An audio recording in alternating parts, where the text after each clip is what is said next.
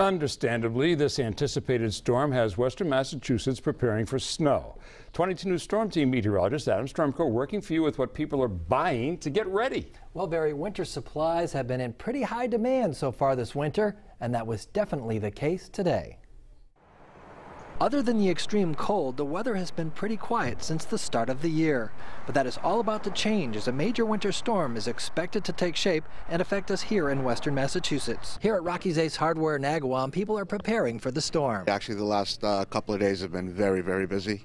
We sold out of our initial 2 shipments of rock salt and ice melter. We're expecting more, but I mean, today, especially this morning, has been exceptionally busy for that product. Ice melt and rock salt have been in pretty high demand due to the unusually frigid temperatures we've been experiencing. I don't think the snow is going anywhere anytime soon, so we want to manage it the best way we can.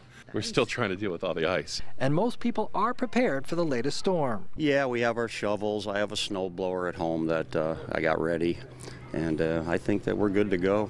And of course, after the snow stops falling, the kids will be able to get out and do some sledding, especially if it turns out to be a snow day. And the last snowstorm we had was on Christmas Day, and we picked up about 5 inches from that snowstorm. I'm 22 News Storm Team meteorologist Adam Strumko.